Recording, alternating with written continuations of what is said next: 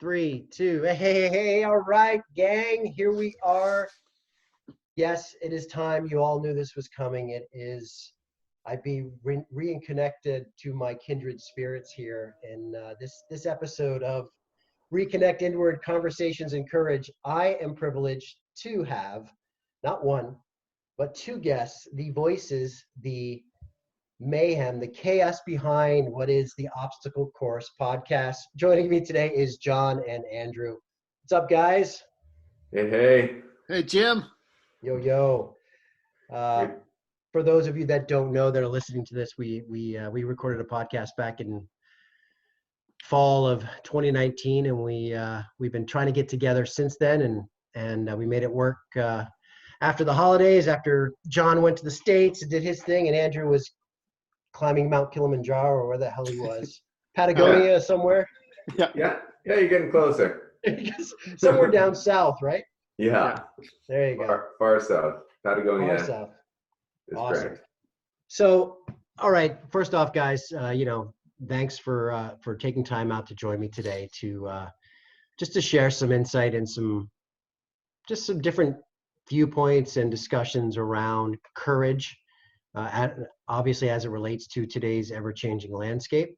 And, I know the two of you as business owners yourselves, you've been affected both personally and professionally in this recent development. So what I'd like to do today, guys, is share with our viewers and our listeners here and our tribe that a little bit about leadership in society today on the macro and micro level as it relates to being stuck at home as a parent, as a partner, as a leader in each of our respective communities, because I do feel strongly that now we are called to lead our respective communities, whatever that may be.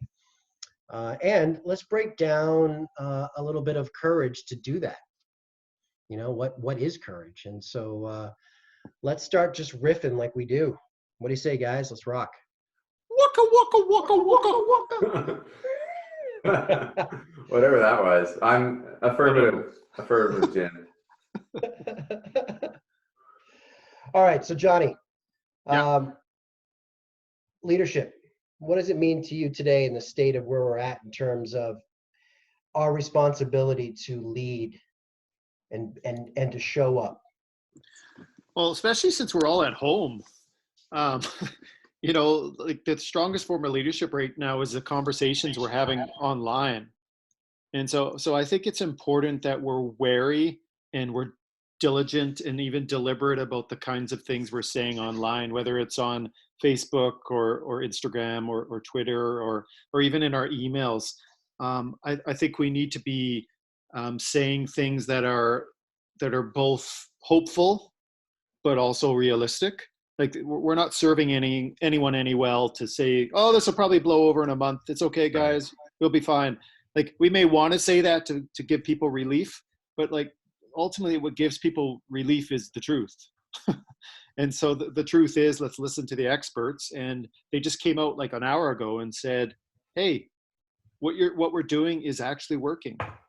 We're not out of the woods, but it's actually working. So let's keep doing that.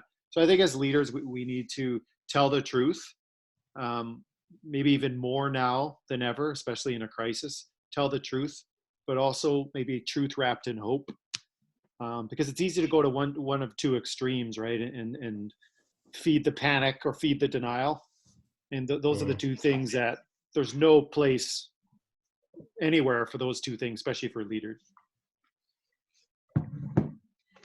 Andrew, question for you, because I know that the two of you are quite vocal and very thought-provoking. So as you are a leader, not only as a business owner, but in terms of your community with the obstacle course, what have you done to show up and to kind of lead with that kind of trust and hope delivery, as John was saying? Yeah. So when I think about leadership and being effective in leadership, I think the critical piece, like the foundation that we need to set, is that we have personal leadership over ourselves, and we are and we're aligned in what we're doing. And if we are struggling hard mentally, personally, we're going to be really ineffective leaders, and that's when our faults are going to come out, and we're not going to do what we need to and be a positive example. So I know that for myself, 10 days ago or so, when this all really hit the fan, it was tough. I was really, fighting to be positive, which is a phrase that we bring up often, is sometimes you really have to fight to be positive. And I was fighting hard last week. And a little bit of background, the business that myself and my partner run is an events-based business. We bring craft cocktails and beautiful bars to any event space and turn it into a cocktail party, whether it's like a wedding or a corporate event. So basically, I don't even really have to say this, but COVID just destroyed all business that we have for the foreseeable future. So it was, and with how quickly everything happened, it was just like, a bucket of cold water over your head, which John and I are proponents of for the most part, the cold water exposure. I was going to say that's refreshing, man. Yeah. But there was a lot of shock. So to get to your actual question, Jim, it took me a while, but I needed to do some self-care before I could be effective in leadership whatsoever. And for me, a lot of that is getting outside, finding some quiet and solitude in nature, and being able to reflect there. And then, so we went away to a Gulf island, did some camping for a couple of days right before BC Parks closed, which was fortunate, but there was nobody around really. And we just spent some time just relaxing and pushing all of the noise away for a couple of days.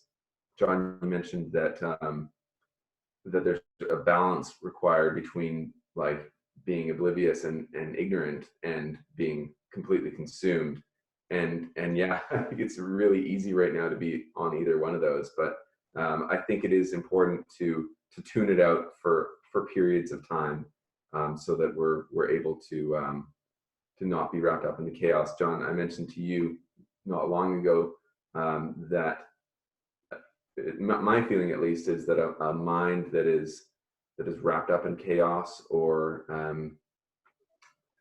don't think chaos was the no, you use the word crisis. Crisis, yeah. A mind that is wrapped up on crisis, consumed by crisis, will undoubtedly be in crisis. So Absolutely. I think that was the real heart of the struggle to overcome that. And then, so for you, John,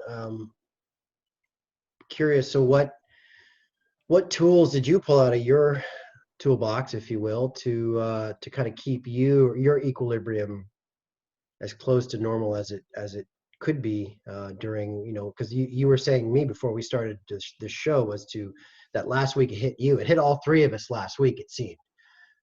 So what did you kind of pull on besides your movies, your safety net of movies? But, yeah. No, I mean, it is cool to be able to escape in the evenings a little bit and watch something. And that's one thing that has been nice through all of this. But, Netflix can't get you through the night. It might get you through the evening, but it can't get you through the night. I love that. I think that we just created a slogan right there for self-growth. That's right. And the night for me is when I'm faced with the darkness of myself and my thoughts. And so, I've said to Andrew before, nothing good has ever happened at 2 or 3 a.m. Like when you wake up, it's not like, there's not birds singing and you're not excited for the day. You're like off. For me anyways, I feel often it's heavy. Sometimes it can be unsafe. The thoughts are swirling. The darkness feels like it's descending a little bit. And if I don't kind of nip that in the bud quickly, it spirals, and then I can get quite agitated and anxious even. Yeah. And so I had one of those experiences actually last week, and that's probably about the time when Andrew told me about the crisis line, because I was really feeling the weight of what was happening around the world, especially in Italy. I made the mistake of like watching a few videos and reading some articles, and I felt my heart just start to ache. And Andrew and I have talked about one of the greatest burdens we can carry as human beings is the feeling of helplessness. Mhm. And we had a psychologist tell us that what we end up doing is, to avoid helplessness, we choose anxiety instead. Because anxiety and worry make us feel like we're actually doing something. It's better than Interesting. not doing anything, right? And so we'd rather choose those unhelpful things than just be totally at the whim of helplessness. And I was there, and it didn't feel very well. And so Can I offer a quote that I just dug up from a text message that John sent me? Yeah. I was counting on it. When I'm at my weakest, I'm just waiting to drown in my own blood from COVID. John. Okay. So, so that's where he was at. All right. So that's awesome. So the one nice thing about sending text messages is you do assume they're going to be shared with the world. So thank you, Andrew. I asked. There was permission given. Hey, you said a quote. I thought it was going to be like an amazing, inspiring quote. Not like, here's a time when I like lost my mind for a few seconds. But you know yeah. what? That gives you an example of how somebody that lives high vibration, high frequency, which you do, which we all do, right? High vibe tribe.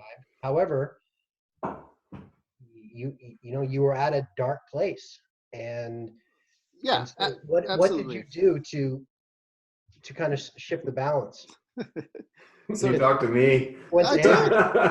Hey, I did. Connection though, right? This is the thing. You need to find somebody other than your partner, I find. Because I felt like, and I had a friend say this to me the other day. Because I just checked in with her and I just said, hey Maeve, how's it going? And there's her name. And she sent me an avalanche of just, I've been so anxious, but I didn't want to put my anxiety on you. So I just didn't really say anything. And I think it's easy to feel that way. And so we carry a backpack, and we don't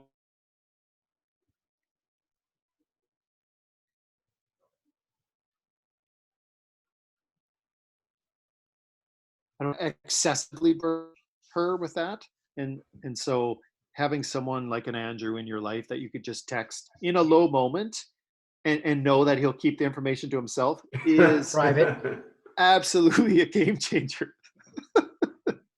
But yeah, just bringing that outside party to sort of listen to what you're saying and just and offer that perspective, because we get trapped in our heads, right? And then it's just like it becomes like a drama or a movie we're watching. Yeah, I mean, I've been feeling that as well, and thank God that I do have a close knit group of a few kind of go-tos just for that.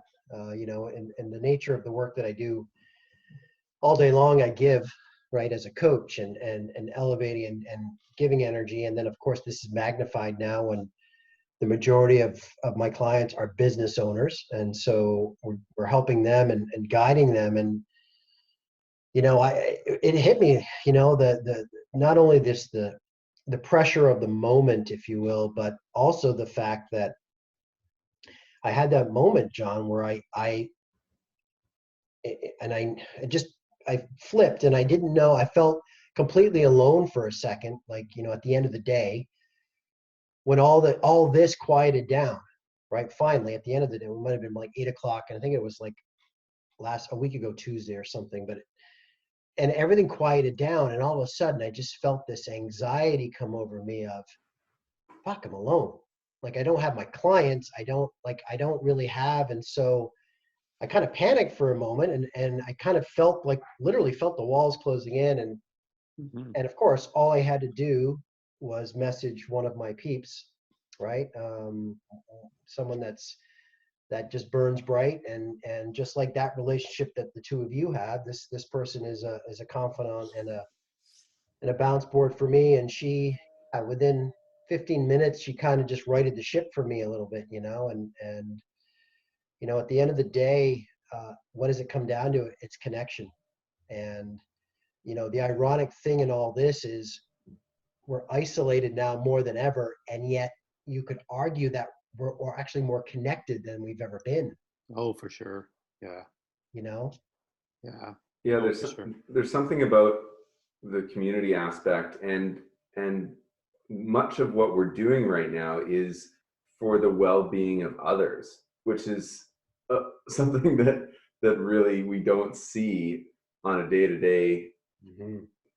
in our day-to-day lives, is us constantly looking out for one another. And I think if one thing about leadership is looking for opportunities and stuff in situations. Stuff is maybe not the best word choice there, but these situations, leaders find opportunities, and I think we have the choice to look for interesting opportunities that might come of this. And obviously, that's not to say that this is a positive situation, or there aren't huge challenges, and I mean the economic impact is going to be decades before we get out from under that. But the community that has been strengthened by this, by people offering to go out and get groceries for their neighbors, and all kinds of things that people are more aware of one another, and to not take more than you need. And there's been some lovely stuff happening, and support for the healthcare workers in our community that are normally taken for granted. Just in that example of community building, I think we've got things to learn, and might be a positive effect. Mm. John, Jim. John, did you want to say something there, bud? Yeah. We obviously talk about this on the obstacle course a lot, but I know you talk a lot about this as well. The whole idea of resilience training, and having resilience, like the idea that it's not about avoiding getting hit or avoiding those dark moments. It's recognizing they're going to come, but you do have the ability to bounce back. And I think that for me was a bit of a switch in the mind. Is I've often thought someone who's strong and resilient is someone who doesn't feel dark feelings, but that's not true. What it is when you feel them, it's how quickly you can bounce back to being strong again. And so I think this COVID thing has been a resilience reality check for a lot of people. And I think it's been a bit of an indicator of here's how my training's going. Here's some further opportunity to perhaps do better in the training. And we've seen the extremes, right? And so I just think, they talk about how, tragedy reveals character. And so this has been a bit helpful in a way, unless you don't like what you're seeing in the mirror. But if you don't like what you're seeing, you can at least see it and say, okay, I have some work to do. And we all have work to do. Always. And, I've said this before, and I truly believe that it's a perception of realizing that, and we know this, that the one thing that can never be renewed is time, right? It's Right. It's our most precious resource, and it can never be renewed. And we've been given a gift, because now more than ever we have time. Right. Yeah. Right? It's fucking ironic, but yet it's like now is the time. And what I've been saying lately to my clients is those conversations you've had with yourself of the someday I will, the someday I want to. No, that someday is now. Absolutely. Right? And it's a level playing field. And it's like, okay, so you don't like the person in the mirror? Guess what?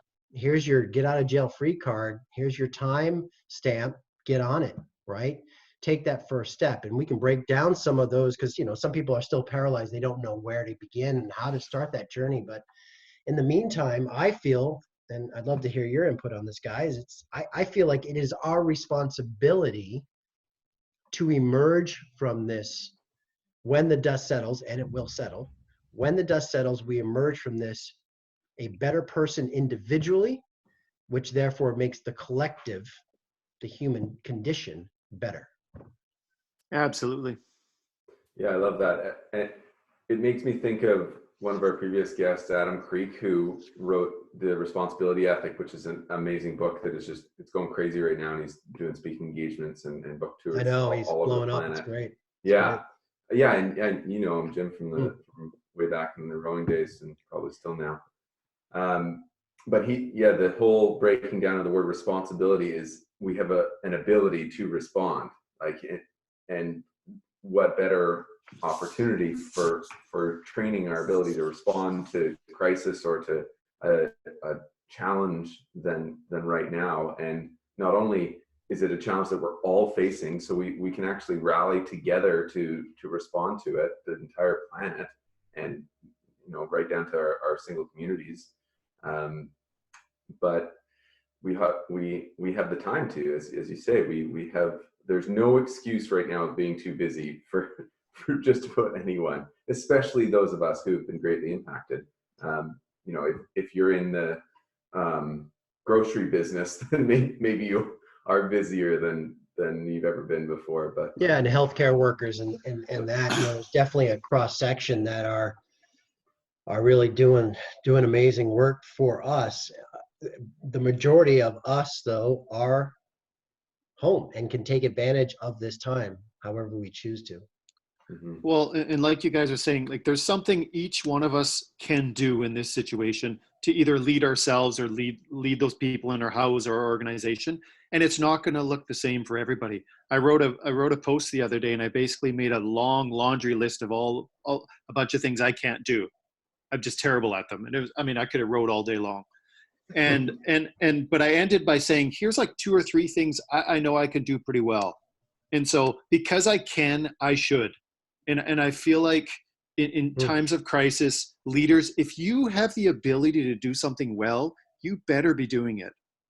Like, absolutely. In fact, I don't think we even have a choice. That's my personal belief, is we don't have a choice. When we don't do it well, the world around us suffers.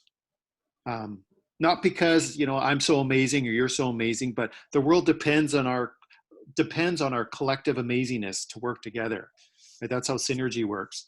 And so one thing I could do well is light fires, not physical fires. I'm actually terrible at those, but light a fire under people.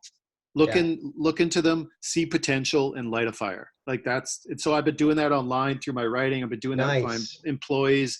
That's why we do the podcast. I love lighting fires. Lots of stuff I can't do, but I can light fires, so I better light fires. So light away, baby. Light away. I love it. I love it.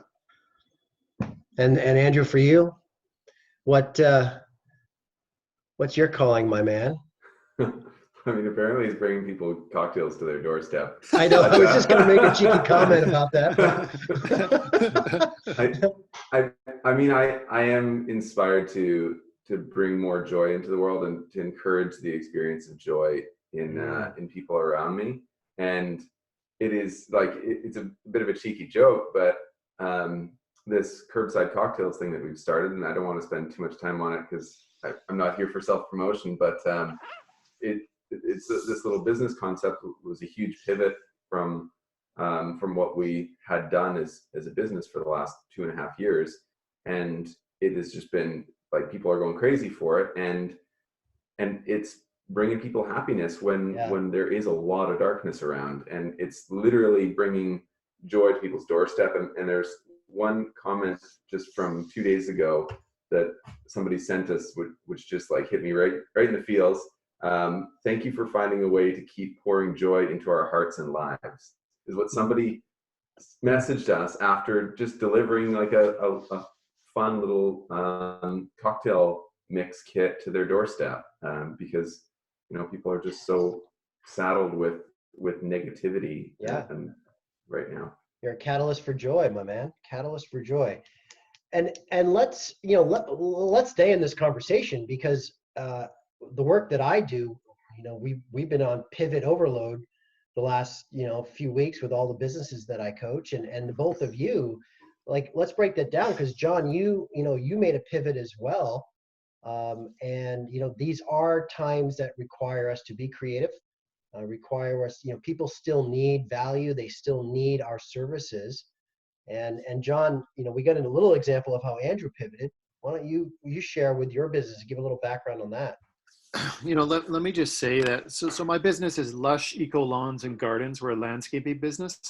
And I'm one of the few very lucky, fortunate businesses who wasn't greatly affected by the COVID-19 crisis. Mostly because, we do all our work outdoors, first of all. We very rarely see anybody. I mean, we're very touchy-feely with our clients, but we're not now. Right. We say they can wave to us out the window and give us virtual hugs online. But we haven't really had to change too many things that way. The real change that we've had to do is with our crews. Because we do have, 3 or 4 crews of 3 or 4 people, and we share trucks. And obviously with the 6-foot rule and the social distancing and the sanitization, you can't have 4 sweaty people jammed into a truck. So the big thing we've had to do is we've changed it to where we have the driver, and then we have somebody in the very back, like the diagonal back seat. So we got the 6-foot rule, and we stick 2 to a truck. We lice all the trucks at the end of the day. They wear gloves all day long. So, we only have 4 trucks. So if you're doing the math there, you're like, okay, so what about the rest of the employees? Well, I'm paying out of pocket for them to follow in their cars. Why? Because I'm committed to doing my part as a business owner and as a citizen to try and keep our vulnerable clients safe. And so that's what we're doing. So, it was a bit of a pivot. I'm not going to complain, because honestly, it really hasn't been that bad. There are some people who have literally lost their restaurants, just friends of mine, and it's just absolutely heartbreaking. There's people who have lost so many things. So I feel actually almost lucky in a really strange way to at the little amount that I've had to pivot. And I think this is an example of 2 examples of one that was somewhat, I won't say a major pivot, but it was a pretty good turn left in Andrew's case, and for you it was just kind of a slight yield and continue on your course. And Right. For people at home, even in, and I always equate business to personal, because I feel like each of us individually have our own business, which is us as a human being, right? And Right, yeah. and it's like, It's a full-time job. it is. It flipping is, right? Yeah. And and for some of us that have multiple employees up in here, it's like Yeah. your own worst nightmare sometimes, right? I'm overworked. Overworked, undervalued, and underpaid. Yeah. For sure. But I mean, pivots don't have to be this great, 2 5-lane highway jump over, right? Sometimes it's just a slight navigation and knowing when to yield and kind of just steer in a certain way, Absolutely. and for a lot of the work we do with Leap Zone, it's, we a cross section of our clientele. I mean, we have some brick and mortar locations that have, shut down, and the restaurant world, God, that's just, there's so many heartbreaking businesses. A lot of what we do, we have a good cross section of fitness, whether it's yoga, spin studios, things like that. So yes, they've closed, and yes, we've repurposed their value and their mission online, and creating ways to still impact their community, and it's been interesting to see that evolution in a short time, because 3 of these locations that I actually personally coach, none of them had ever experienced doing anything online, not even Zoom. Like, this is how I make a living, right? Mm-hmm. So nothing's changed for me per se, but for these people, setting up Zoom chats and delivering content and creating online revenue schedules and all this stuff, streams and stuff, and town hall meetings to be supportive for their community and things like that. These business owners had to step out. And we talked, I said earlier when we opened the show about stepping out, stepping in, showing up, and they're pushing their comfort zone because they're needed to, as a leader, to lead their people.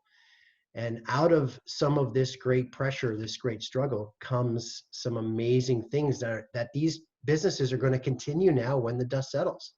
And it may be a hybrid, it may be something. And it's just kind of a really cool evolutionary process to see. And I'm excited to see what happens down the road with it. Yeah, I just have a couple of things on that, Jim. When you're talking about business and pivoting, and what to do in this situation, a friend of mine, who John and I were both on a call with earlier this week, a call of business owners, and Randy Mullen from the Reinvestors was saying that this is a great time for businesses. Obviously, we're not going to be building a lot of capital, getting a lot of revenue right now for the most part. There's just less going around, but it's a perfect time to build relationship capital. And so, like you're saying, with those businesses offering something online, maybe for free, maybe just a web series, maybe just offering connections to people. This is when we can really be of service and do something of value. And yes, there is a positive ripple effect when it comes back to your business that's really important. But also, you're just doing something good, and you're going to feel good about it too.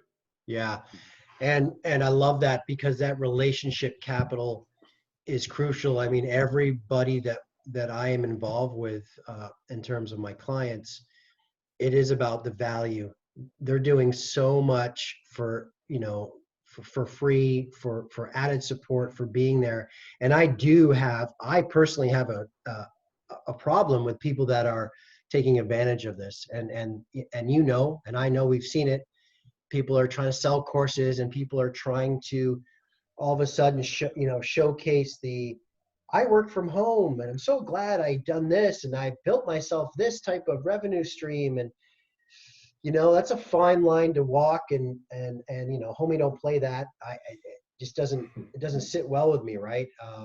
And this is the time. This is a horizontal relationship across the board. We're all in this together. And now it is about building relationships, Andrew, 100%. And there shouldn't be a price tag on that per se, for the most part. And doing that from a heart-based approach will yield growth when this storm is through and we've weathered that storm. It will come back to those businesses, and they will prosper, guaranteed, right? Mm-hmm. Yeah, and even just the simple fact of making sure your customers know that you're still strong, and you're still showing up every day, and you're still believing in what you're doing. I think that that's so important right now, because we're looking for strength in leadership, in our communities, in ourselves. We're searching for strength right now, and when people show that, it's noticed. Yeah, and maybe this is a great segue, because the problem is people are falling into that scarcity mindset, and those that are truly stepping out and stepping up are exemplifying some sort of courage to do so, right? And just like the two of you have, in terms of some of the content that you've produced on your show recently, and then independently in your businesses. And being of service and going the extra mile for your respective communities. So I'd like to, I know when I was a guest on your show, number 45, as John calls me, I don't have a name apparently. Just a number, like prisoners. You're just a number to us. Maybe I'll add that to my whole tattoo that I'm getting. I'll just put a number 45 on it. Yeah, that's right. But I talked a lot about courage, obviously, hence the name of this show, and also it is definitely a big fabric of the tapestry that I adhere to. So, what? And Andrew, you brought this question up, and I think it's a great question. What is courage? Is it? Some people think it's this Da Vinci Code of attainment. Some people don't think they have any courage. What do you guys? Let's break down what courage means to each of you, and see if we can't pinpoint this. Yeah. The word that came into my mind right away is it's necessary. Like courage is something that it's necessary to be able to navigate through something or to achieve something. Um, it's I don't think it's optional. I don't think you can get through. I don't think you could get through a crisis. I don't think you can lead people through a crisis if you don't have courage. And I think it's easy for people to think that courage is like, we see the movies, Jim, and yeah, I said the word movies, and we better be careful. We could go Watch on out. watch out. We could lose an hour. But we all have movies where the hero, the courage, but they don't often do a good job of showing that hero at 3 a.m. in the morning, feeling the weight of the world on them. But Just say it's Rudy, John. We know you're thinking it's Rudy. Just put it out there. that's There it right. is. Be honest. It's so to me, it's doing what's necessary, even though you're afraid. And Andrew has his phrase about feeling the fear and doing it anyway, and that to me is really, it's not the absence of fear. It's like you feel it, but you use it as fuel to do what's necessary. And Mhm. what is necessary? It depends on your situation, depends on your organization, your family. Mhm. But do what's necessary, even if you feel the heaviness. Got it. Love it. Non-negotiable. Love Yeah. it. What about for you, Andrew? Yeah. So I think it's very much an inward thing it's in identifying our own greatest challenge or obstacle even, and finding the way to overcome it. And I think that's when courage happens, is when we get past our biggest personal challenge, whether it's anxiety or self-doubt or um, a perception of oneself.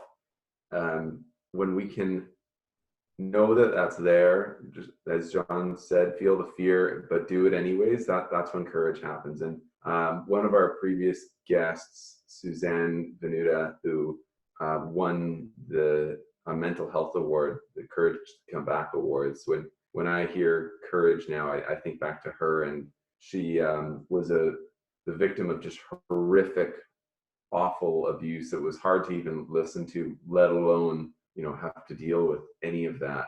And she somehow, with a lot of work and a lot of therapy, was able to become an advocate and a speaker on the Mhm. subject. And not she does it's not putting trauma away or ignoring things that have happened or our limiting beliefs. It's identifying them, looking at them, and then being like, you know what, you're not going to stop me. I'm doing this anyways. And yeah, I think it's just one of the strongest traits that we can see in people. And so do you feel then, do we each instinctively have, do we get to a certain place of overcoming an obstacle inward to then build up or give us enough kind of impetus to then redirect that to the next challenge, to an unforeseen challenge? Is that kind of what you're thinking? Yeah, I mean, definitely. I find that resilience, which is they're similar. They're related to one another. They might be like cousins or something like that. But it's one of those. It's like a muscle that as you train it, as you practice it, you do become more adept at using it. And sometimes we just need to find the courage to strike up a conversation with a stranger, or get out of bed in the morning, or wear the shirt that is a little bolder than the clothes you normally wear. It's not just gray. Those are little minor building blocks for being courageous, and we can draw upon them when a bigger challenge is out there. Yeah, yeah, I like the idea of working out a muscle. I mean, Jim, I've seen pictures of you, man. You got guns, buddy. I know you know it. Don't be like, what do you? Yeah, I know you know it, and you've worked hard at it. Well, So, thank you. well, yeah. It's so here's the thing, right? It's resilience works the same way. It's like you could probably lift more and press more now than you did 5 years ago, probably, Mhm. because you build it up. And so, this right now is probably one of the largest resilience challenges for our society in maybe 100 years. And it's a lot for people. It's a lot to ask of people to be able to lift that weight, so to speak, if they haven't already been lifting the smaller ones over here. So Yeah. so this is just another reminder for me of like the importance of continuing to practice resilience in everyday life, because it is, yeah, it's a tough ask, for people to carry this one. uh, Yeah. And you I know, think, like, for some of us that have gone through, as Andrew was saying, overcoming some large obstacles. So for me, whether it was athletic achievement or most recently my kind of life journey and being in the trench warfare of that, um, it was so ingrained and so deep and such deep work that now that I finally have crawled out of that, I feel like I can honestly take on anything. yeah, exactly, And exactly. you mentioned Adam Creek, and for him, I'll speak for him. Maybe we'll see if I'm wrong on this, but when you line up at the Olympic final to put everything you've trained for 4 years on the line in one race, and not only deliver but just you know represent your country and everything else he's done, write a book, travel around, speak, TED talk. I mean, I'm sure he gets a little nervous and butterflies, but fuck, I Yeah, mean, come on. And so, most of us, and myself included, have never sat on the starting line of an Olympic final. However, we all have our individual journeys that may have that equate to that type of obstacle, right? And so my point is that I draw on some of those obstacles, Andrew, that you're talking about, to deal with this situation. And that doesn't mean that yeah, I don't. I'm just going to call it now. It means I'm not going to pull a John and text my friend you know some message from the depths of hell. But right. But we also know how to bounce back because we are resilient, right? yeah. And I do feel like I need to defend myself a tiny bit here, and just say, like, part of resilience is like you might feel that, but you don't feel that for a day or a week. You know what I mean? You feel that for like a moment, Oh, it's like a but fleeting moment. Yep. but it's easy sometimes to find you get in that it says on a poster behind you, Jim, mindset is everything. You could get in a negative mindset, and it's like an entire week has gone by. My gosh. Like I've Mm. been maybe not that low where you're like waiting for COVID to take over your lungs, but something, right? It could be your Yeah. business or your marriage or whatever. You just you know our brain takes orders from us. I mean, it's like, okay, if you want to just spend all day thinking on that, I'm not going to stop you, and it will let us do it, It and we will. and we have to recognize it early on and be like, I cannot go there. Well, Like that's there's, why, yeah, awareness is the first step. yeah, Awareness is yeah, the first thing. And as much as you're right, it can take over. It also has the power to pivot, to course absolutely, correct, and out of absolutely, that comes, an elevation, which is, yeah, I know three of us choose to operate that way. yeah, And, you know, we want to inspire people at home to operate that way, right? To seize this moment, right? To take this time and really push towards self growth, right? yeah. So important. I know you guys are both. Well, I think you are, John, but I know Andrew, you do read books a lot, right? Hmm. Both of you are kind of into your books and stuff, right? I Oh, mean, are you yeah. are you reading any more now? Or are you finding yourself being called for that? Yeah, I mean, myself, especially in the last 6 months or so, I've really dedicated myself to reading more and carving out more of a routine. And part of this was influenced by John and incorporating some reading in the morning routine, Mm. something a little bit more, definitely nonfiction stuff, really like positive mindset stuff. So one of them recently was Stillness is the Key, Ryan Holiday, and his work is so fantastic. John actually bought me that book. So that's one thing I've been doing in the morning, and as well getting into the fiction, just reading some powerful stuff. Been reading a lot of Neil Gaiman recently. Really just getting into storytelling and yeah, being able to even use that as some escapism.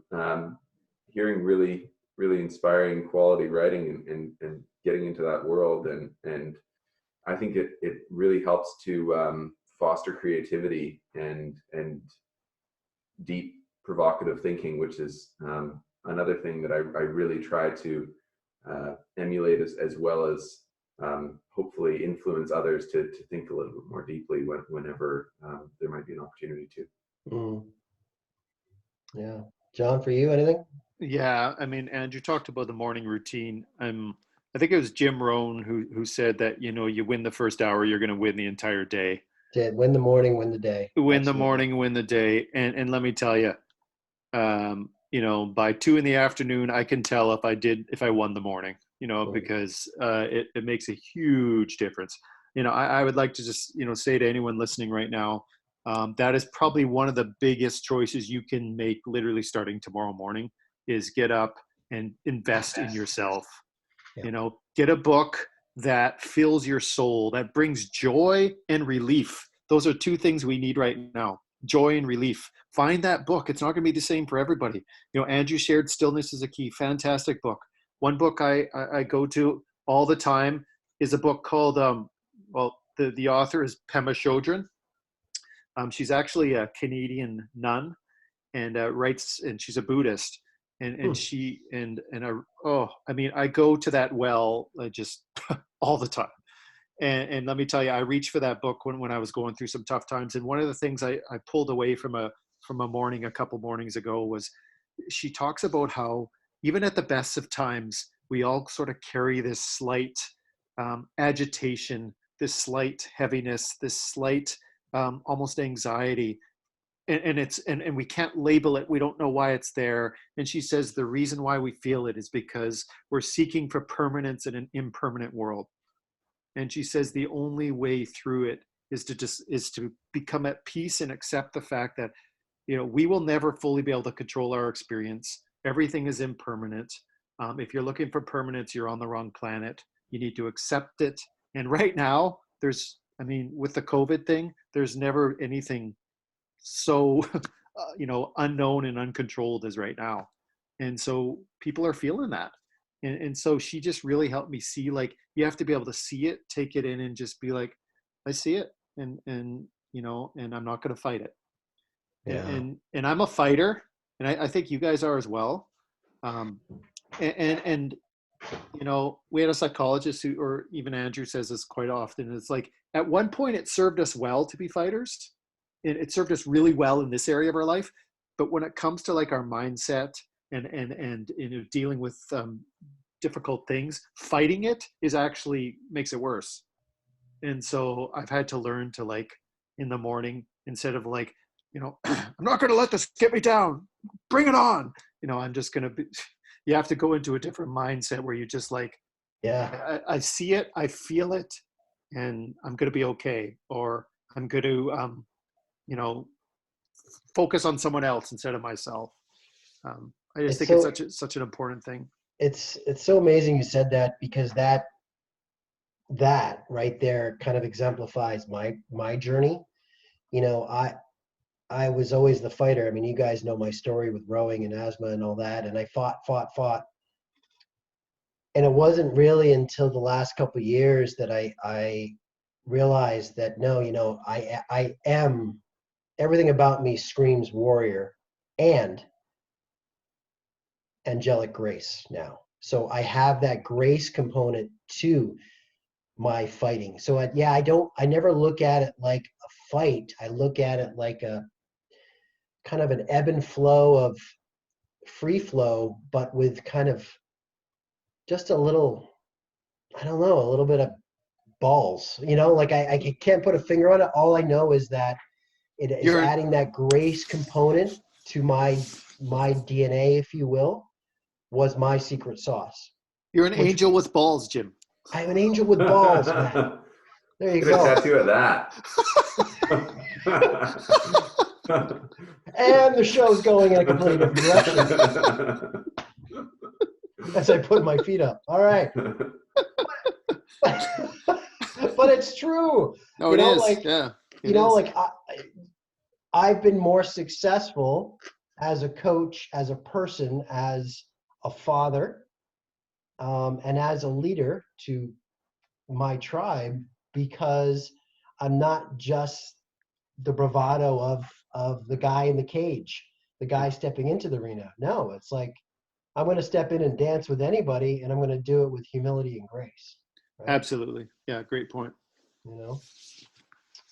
Yeah, it's finding identity and being living aligned with it and really kind of tying it back to leadership. I think those are the most effective leaders, the ones who have identified themselves and their purpose and their values, and then they lead directly aligned with that, and that's when we see people have great success and inspire others that are around them, which is really the essence of leadership, if you ask me. Which is how we started this call. Brilliant circle around, Andrew. Well done, my friend.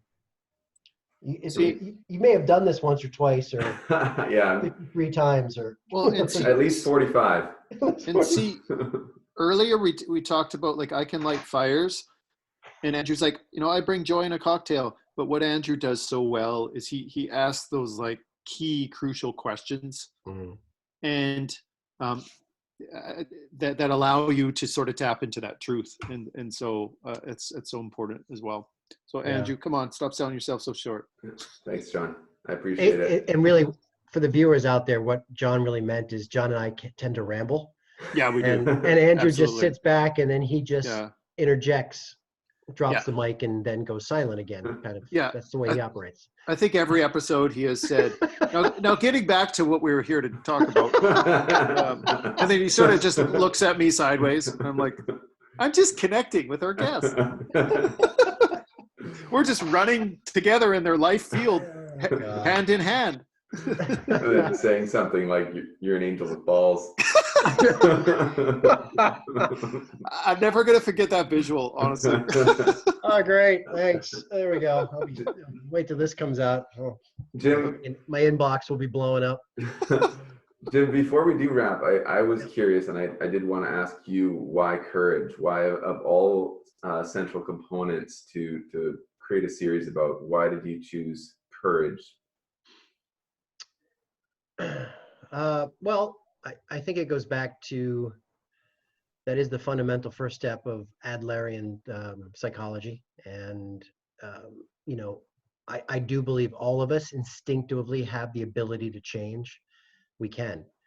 And this time is ripe for changes. And a change is a necessity, as I said, personal growth, business growth, pivoting, all of that.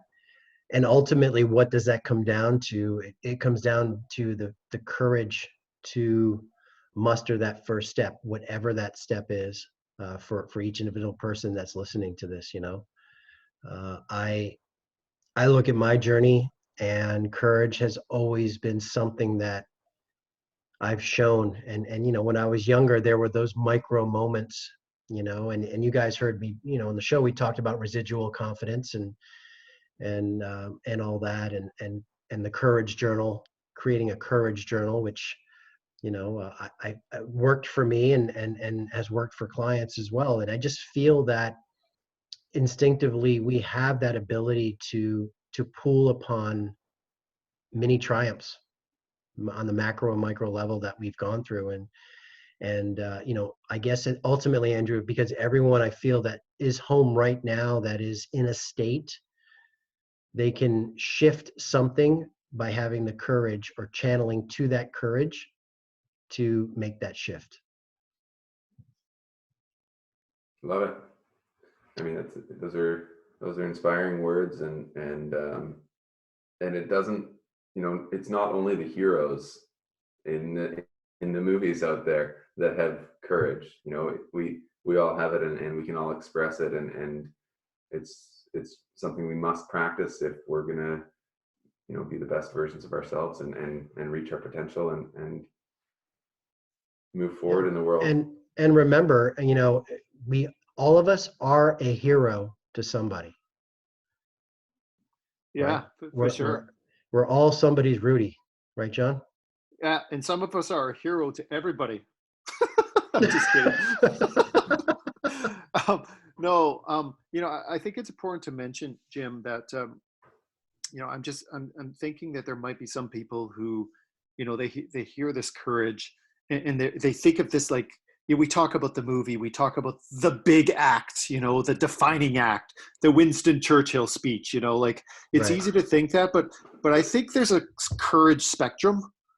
And I think it's important to give ourselves, to be easy on ourselves and realize that courage for us some days may just be like, getting out of bed. Getting out of bed.